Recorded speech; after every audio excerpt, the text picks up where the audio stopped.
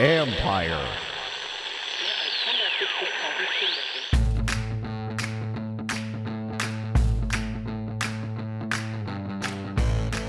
Hello and welcome to my podcast, sponsored by Lono Coffee. Visit lonocoffee.com, use promo code COFFEE2020 for a discount. And by Dizzy Pig Barbecue. Visit dizzypigbarbecue.com, use the coupon KEIM15, that's KEIM 15, for 15% off your order shipped in the U.S. Both make excellent holiday gifts. Don't wait, folks. Today, I talked to ESPN Sal Paolantonio about the state of the NFC East, his thoughts on Washington after having covered 3 of their games. He had some good observations about Kyle Allen and more. Plus, I share a few thoughts and observations of my own. Don't forget, you can read my work on ESPN.com. I have a story up now about running back Antonio Gibson coming off his big game. Where is he at in his development? Can this continue? And make sure you tune in to see Sal Pal host the NFL Matchup Show on ESPN, one of my favorite shows on TV. Insightful and entertaining. Nobody puts more work into their breakdowns than this group. And I asked Sal about that. Anyway, now here's my conversation with ESPN Sal Paolantonio. Now I'm joined by ESPN Sal Paolantonio. Does a little bit of everything for the station, covering games, NFL Matchup Show. And Sal, before I get into the Washington football team, the NFC East, I do want to plug the NFL Matchup Show because it is legitimately one of my favorites. You've been the host on there for a while now. And one of the things that I don't think that people quite get with that show is the depth of work that goes into diagramming one play. Can you kind of shed a little bit of light for people listening as to what goes into showing the one play and what went right or wrong? Sure. Well, I've been the host for 19 years, and I've honored to be part of the show with the founding father of the show now, Greg Cosell. Greg was there at the inception of the show in the early 80s with Steve Sable, the late, great Steve Sable. He's always been the executive producer. And Greg has a brilliant mind for the game, especially the quarterback position. And our other analyst is Matt Bowen, a former safety for the Packers and the Redskins, went to Iowa. And Matt lends the other. It's really important on that show to have one guy who does the quarterback play and one guy who does defensive back play. I think that really rounds it out nicely. That's why Lou Riddick was so good when he was on the show, John. And actually, for 22 minutes, the preparation begins right after the games are over on Sunday. Monday morning, I get a list of ideas from Matt and Greg about what they're thinking. And they literally study just about every play of every game to try to find something in the matchups. We might do 5 or 6 games, find something that is indicative of where a team is headed and what this particular matchup will involve. So, let's just look at Philly, Dallas, Sunday Night Football, a game I'm covering, Dallas at the Eagles at Lincoln Financial Field. We obviously have to focus on the Dallas defense. And we have to pick a play that's indicative of the problems with the Dallas defense. And I've asked them to really look at that 2nd and 7 from the Washington 48 when Kyle Allen was in the shotgun. If you remember, it was in the second quarter, about 10 minutes in the second quarter. Kyle Allen's in the shotgun, and he hits Terry McLaurin for a 52-yard touchdown pass, beating the Alabama rookie Trayvon Diggs. And Diggs was Diggs knew he was toast. So yes, he grabs, I think he grabbed or held, he held McLaurin at one point, and it was a penalty flag thrown, and he still couldn't stop the play. That was indicative of just a blown coverage, high school coverage that the Cowboys had. When you look at the Cowboys over the course of the season, I think that's really indicative of the problems that they've had. So Matt will look at that play, and I've asked him to look at that play. And, they'll go back and they'll look at 2 or 3 different angles to try to incorporate it into the essay. And Matt does a breakdown live in the show, live to tape, of that play. And he'll have something written out. But, I really implore them, both of them, not to read. It's more like put the notes down on paper and match it to the video with your voice so it sounds more extemporaneous. And it's, which is definitely how it comes across. But I'm also like amazed that because like you talked about with Greg, and Greg's been phenomenal for a long time explaining. It's not just that they know it, they know how to explain it. And that's a big key, but it's also the depth too. They know they go to get it right, because here are two experts in their field.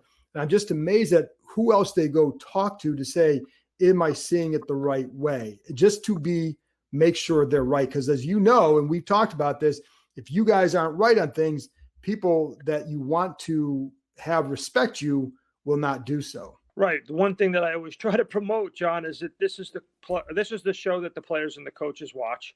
And I get a lot of feedback from players and coaches, or I used to before the pandemic, when I would see them and then say, we saw the show, we saw that piece, it was very helpful, or, you missed this. Next time you look at it, make sure you pick this up.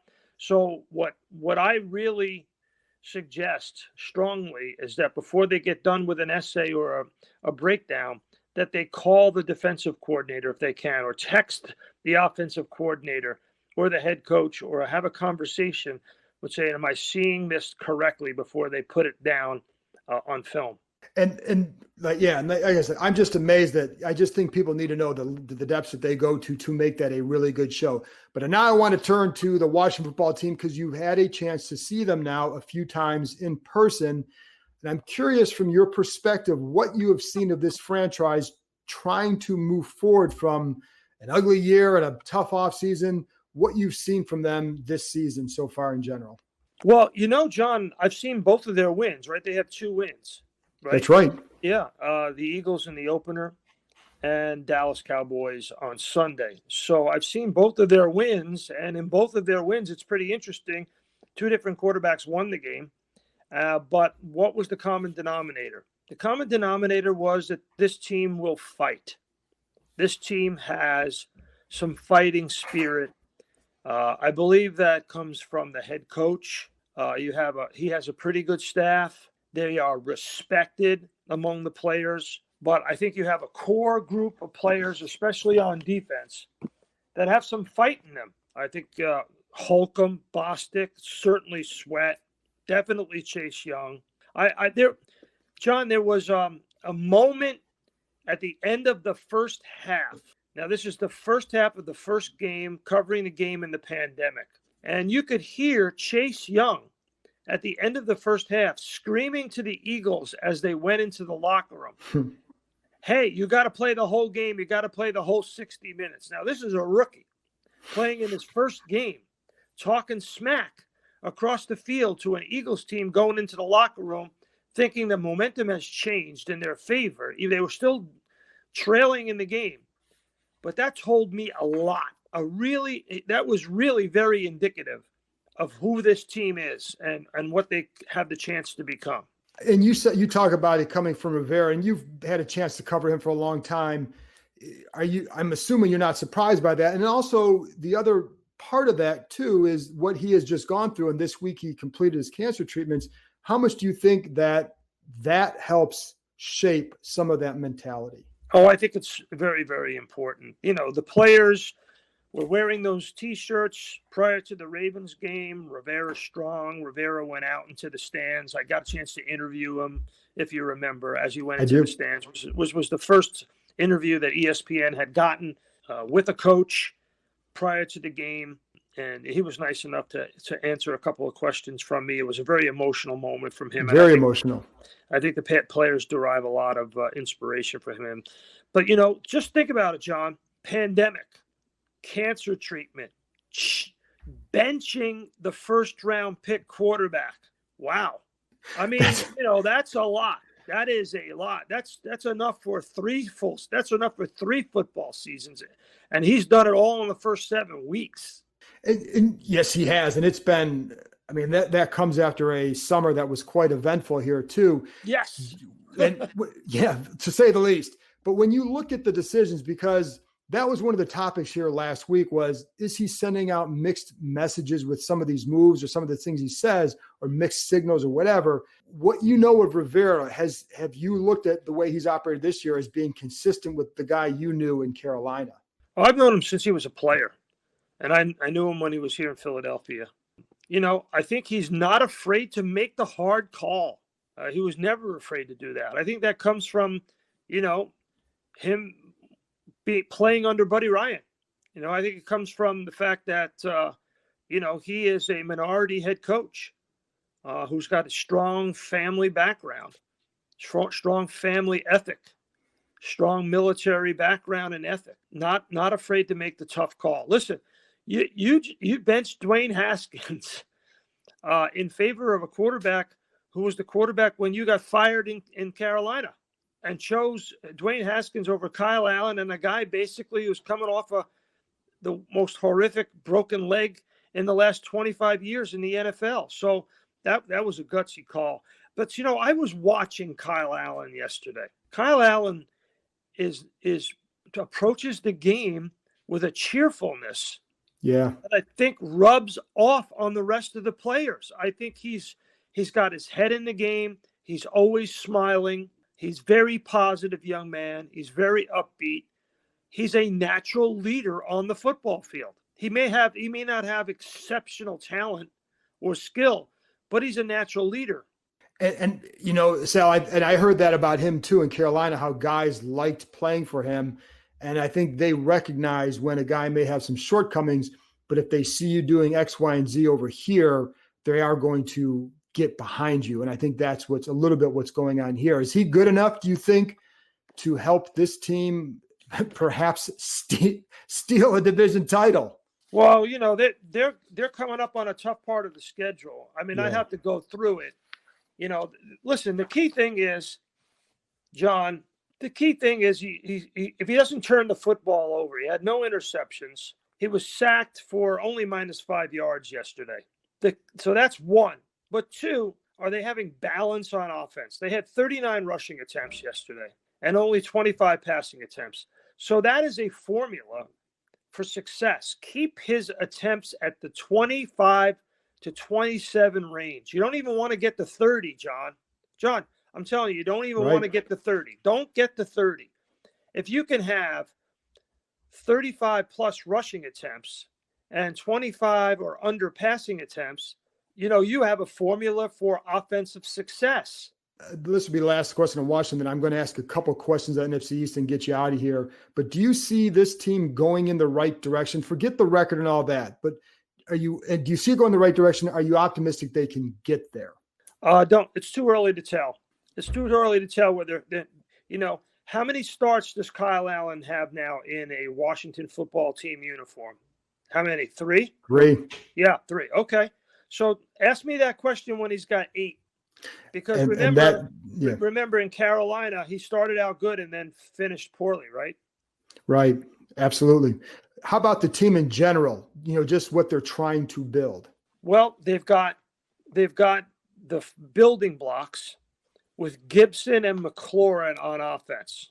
And they've got the building blocks on defense with Bostic, Holcomb, and Young. I think those are their best defensive players. I never was really a fan of Ronald Darby. I think Landon Collins, he's a good building block. So, they have some pieces in place that will allow them to be competitive if they have the right offensive formula. If they have to throw the ball too much, John, they're going to lose games.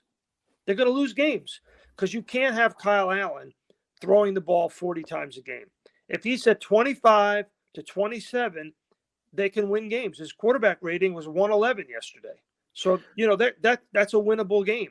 They just decided, hey, we're going to control the game against a team that's unraveling before our eyes. We don't have to be flashy. We don't have to be crazy. We're going to give Gibson 20 carries. We're going to give Barber, the big back, 10 carries. We're going to sprinkle in McKissick. And we're just going to, if Scott Turner can do that, then they have enough to be competitive. But if they are behind in a game, I go back to that Ravens game, that play fake that Lamar Jackson had that fooled Bostic so badly that wound up with a long touchdown run up the middle. That you have those kinds of lapses, you're not going to win games. But, the Ravens are obviously a team headed for the postseason, and the Cowboys obviously are collapsing. That's to say the least. What about with the NFC East at the trade deadline? We have that coming up. What do you see these teams doing? Are Dallas and Philly, are they going to be sellers, or what do you think is going to happen there? Well, I think it's really going to be an interesting thing in Dallas for sure. If the Cowboys go to Philly and lose again, like they lost the last 2 games, if they have 3 dumpster fires in a row, then they've got to be sellers, right? Right. When is the deadline? Is it this Wednesday or next Wednesday? I didn't hear. Next week. It's next Wednesday. Week. Yeah, I thought yes. you said this Wednesday. It's next Wednesday. No. Sorry, next week. Yeah. Yeah, next Wednesday. So next Wednesday, this Sunday will tell a lot. Dallas is not going to trade players within their division. They're not going to do that. Although, the Eagles could certainly use a couple of the players that the Cowboys have, for sure. I know the Eagles would love Michael Gallup. That's for sure. Yeah. There's no question about that. But the Cowboys are not in a position to trade any of their offensive linemen. So I don't think the Washington football team is going to be a seller, but I could see where the Cowboys would be, and I could see where the Giants would be too. It's kind of interesting. The second half of that first game was super important to both these football teams, Philadelphia and Washington. Absolutely. And I think the hard part, like for this team, is a lot of the guys who have value to other teams are the guys that they want to keep. And I don't know that they're really, outside of Ryan Kerrigan, whom they seem to want to keep, I don't know that anybody's going to be attracting that kind of attention. But what do you think happens in Dallas? Because it just, from an outside perspective, it just sounds like you said, a dumpster fire. And there's been a lot of heat on Mike Nolan coaching that defense. What do you think happens there? Anything? Well, when Mike McCarthy said after the game that he was surprised that nobody came to the rescue of the quarterback. Dalton. Yeah. Good. I'd never heard that before. No. I never heard that before, John. When McCarthy answered that question in the manner in which he answered it, I called SportsCenter right away and I said, hey, this is like when I heard Ricky Waters say he wasn't going to go over the middle and catch a football against Tampa. For who, for what? That was a headline. You and I, old newspaper hands, we understand when we see a headline and we see a story that is going to carry into the next week. I don't know if you saw Dan Orlovsky on SportsCenter Sunday night. He just absolutely crushed the Cowboys, calling them a team with no heart. So I think today and Wednesday will be very telling. How do these players answer their coach who called them out for not coming to the rescue of their quarterback, Andy Dalton, prone on the ground after John Bostic nearly decapitated him? I've heard players say that. I haven't heard a coach say that. Yes. And it, to me, it was like when I was watching the game, I even said something, maybe it was to you at halftime or something, but Dallas just looked completely dispirited when they were on the field. And I've seen teams that get like that. It's usually not at this time of the year. Well, it's hard to say dispirited, because we're up in the press box. But right. I would use a different word. I would say they were dysfunctional. Yeah. They were dysfunctional. Last thing I want to ask too, then going to the division race, and this is going to sound kind of funny, but Philly, Washington's the last game of the year. Do you think that's going to be for the division title? So I'm looking at their schedule now, right?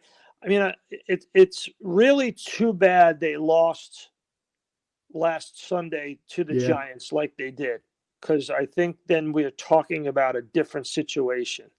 Because they were never in the games against the Ravens or the Rams. They weren't in either one of those games.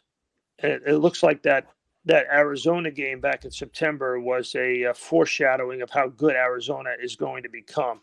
So they're on the bye week now. And then the 8th, they have the Giants, correct? Correct. Yeah, and so that's a winnable game at home. That you would actually have to say that's a must-win game. Then if they can go to Detroit and win a game, then they have Cincinnati at home, then Dallas. If they can get 3 of the next 4, because they're going to lose at Pittsburgh and at San Francisco, right? Right. And then they have Seattle coming in, and Seattle is a loss probably. So they really need to win 3 of the next 4 to have this conversation about whether they can win the division. But, John, the Eagles' schedule is not much easier. No, it's not. It's not much easier. I mean, I'm a big believer on, all right, who are you playing and who is your quarterback? So the Eagles have Dallas. That's a winnable game. They're on their mini bye right now. They have Dallas, and then they have the Giants, and then they're at Cleveland. The Eagles need to win the next 3 because then it's Seattle, Green Bay, and New Orleans, and I could easily see them losing the next 3. Yep. Sal, it's just amazing where this division has gone. And, you're a longtime NFC East observer. It's got to be really, really odd. It's odd for me. It's got to be odd for you. Well, people say, people yesterday, John, was saying, what are you doing at this game? I'm saying, well, I've covered the NFC East my entire career, and I'm not going to stop now, A. And B, these games are intriguing because there's so much at stake. Everybody in the division literally is mathematically alive. And, this is the Dallas Cowboys and the Washington football team. And so there's big fan bases involved, and people are interested in what's going to happen in this division because somebody's going to go to the playoffs out of this division. And we've never seen anything like this. So whenever you have a story that's unprecedented and there's real tension in the air like there was yesterday, you want to be there to cover that. I think it's fascinating what's going on with this division. I think it's intriguing. I think it's fascinating. I think that people are going to be riveted throughout the year. No question. And you know what, Sal, I couldn't agree more. I think it's a bad division, but it's a really good story because it is very unique. So listen, I appreciate your time. Always love hearing you do anything on TV and the NFL Matchup Show and seeing you in person. Thanks a lot for coming on. Bad division, but good story. Hey, John, I'm stealing that. You're going to hear that on the Matchup Show on Sunday, and I'm going to give you credit. There you go. I'll be watching. All right. Go ahead. Line, brother. All right. Go ahead. I'll be watching. Thanks, Sal. All right. After this break, I'll be back with my thoughts and observations. Why is Chase Young dropping into coverage? And what's any deadline chatter? Introducing the new Verizon Business Unlimited plans.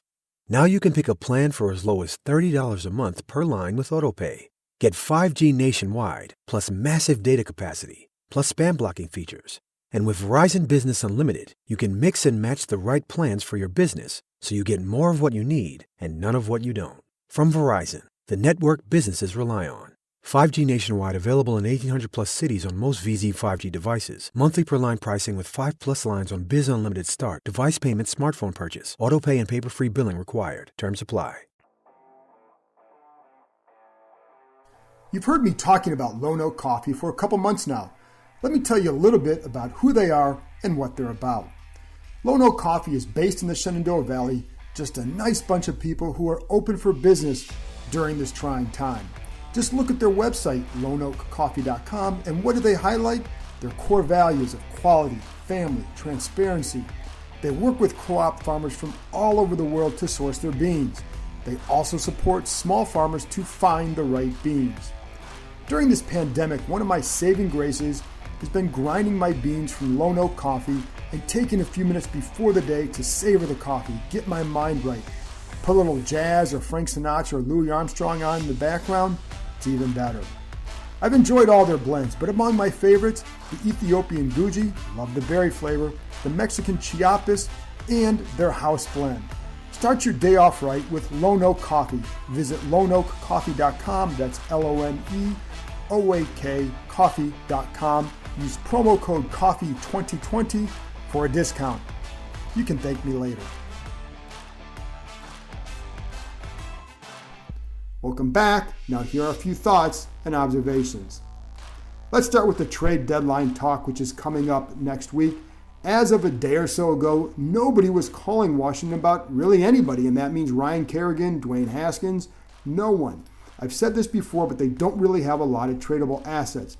Yes, of course they would listen if somebody called, but outside of the players they want to keep and build around, I don't know who's going to draw that kind of attention where it'd be worth it for them to trade. I've said before, I do think Kerrigan would probably welcome a trade. I also know that with Washington still in the race, silly as it may sound, it's a fact, they'd like to hang on to him. He's valued, too, for his leadership, plus he still helps them on the field.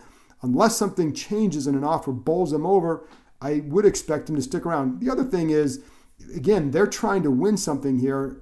Again, you can say it's silly, but that's the situation they're in. So are you really going to give Kerrigan up for a 6th, 7th round pick? I don't know. So if you don't get more than a late round pick for him, I don't think they would.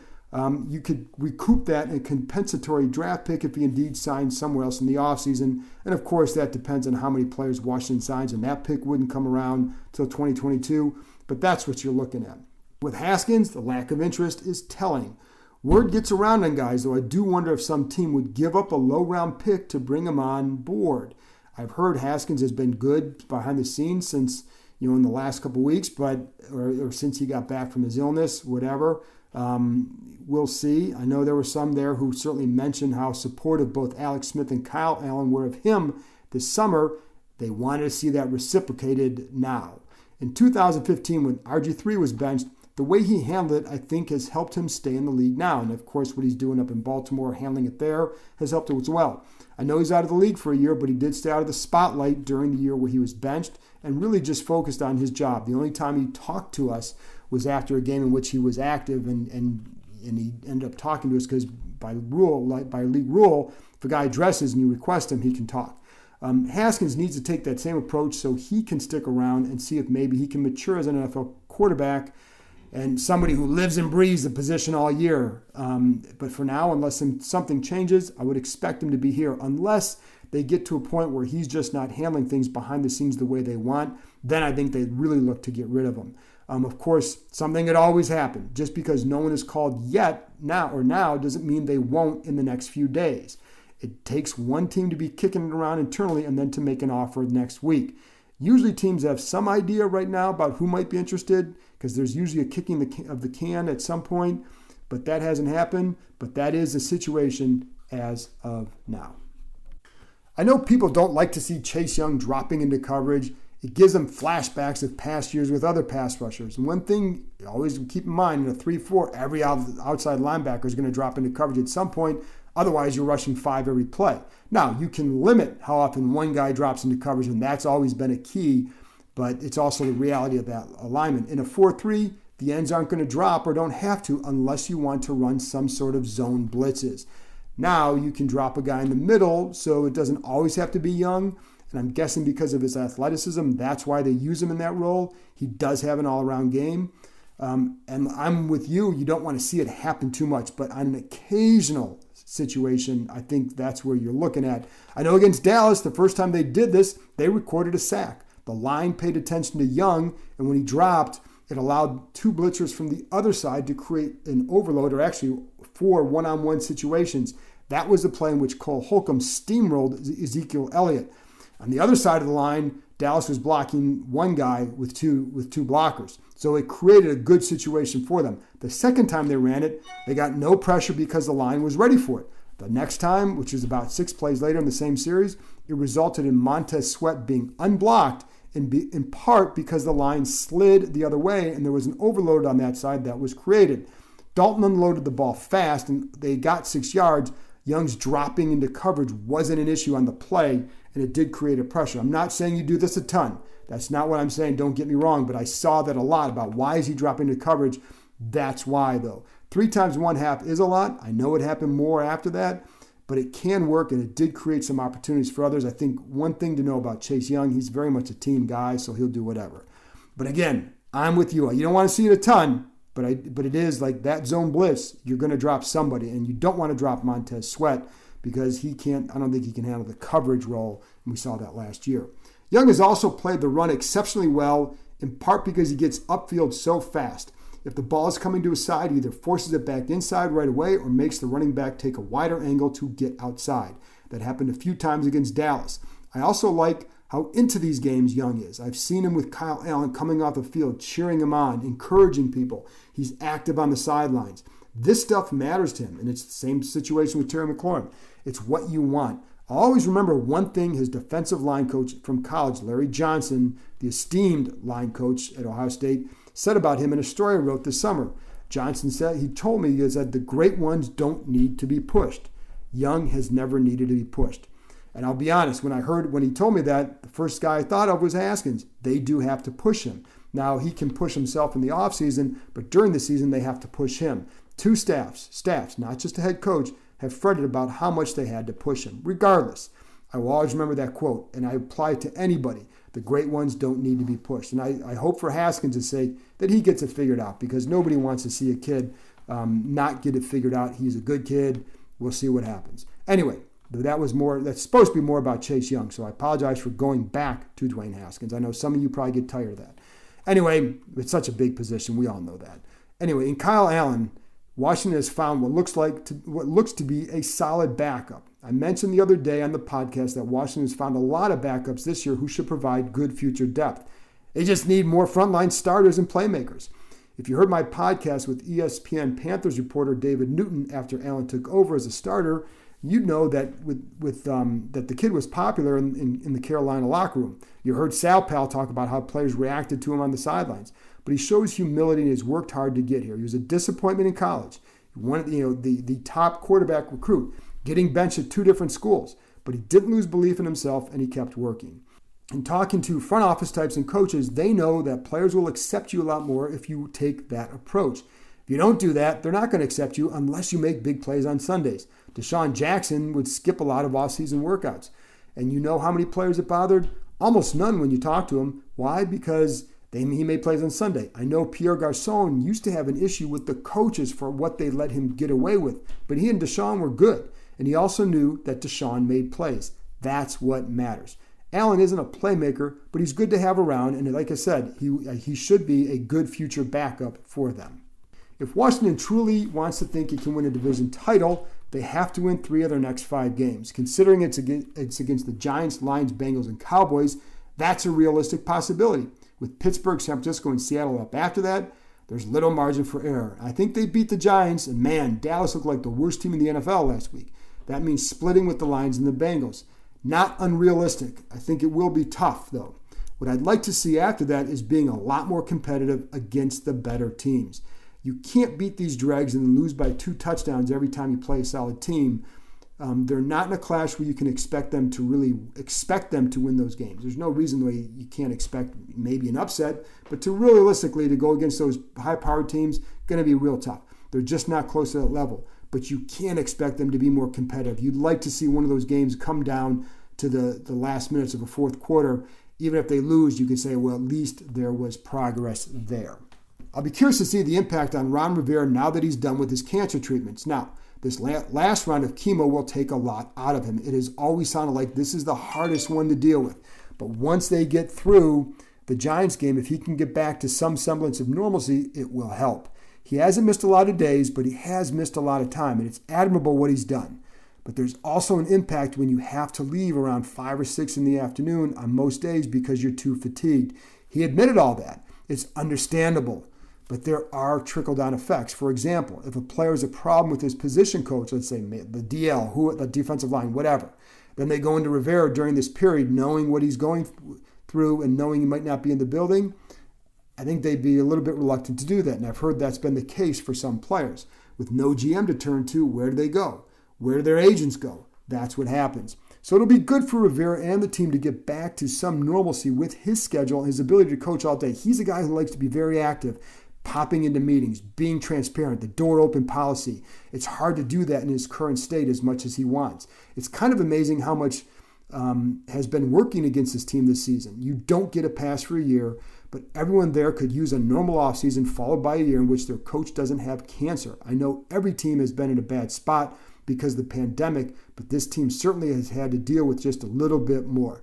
That's why even though the schedule gets tougher in a few weeks, I do think you could expect to see some improvement in those games. The young kids can't cling to that excuse more that they're young, and life should return to a somewhat more sane level.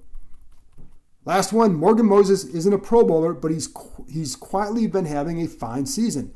The penalties are way down for him. But what I've liked with him is how much he tries to mentor the young players, and that's been true over the last couple of years. He's talked often with Haskins and shared his knowledge with other young players such as Terry McLaurin and Chase Young. He told McLaurin that he needed to be more of a vocal leader. While Urban Meyer considered McLaurin one of the best leaders he's ever coached, it's more from the standpoint of how he works, what he does on the field, how selfless he plays. But McLaurin is now understanding what more he can do here, and that's being a leader. But I like how Moses has been a veteran willing to tutor the young kids. Again, I thought he was a big help for Haskins last year. I still think he is. I think Haskins needs somebody that can still stay in his corner and provide some encouragement.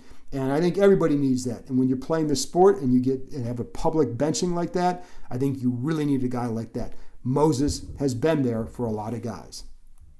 Everybody loves game shows. Everybody has a podcast. I've got both. Hey everybody, I'm Kyle Brandt, and my new show, 10 Questions, is a game show talk show. Athletes, movie stars, everybody will come on, not just to talk, they come on this show to compete. 10 questions that, whether they know it or not, are somehow inspired by a moment in their life or their career. 10 questions, 10 points, so much fun. Head over to Spotify and please follow 10 Questions with Kyle Brandt.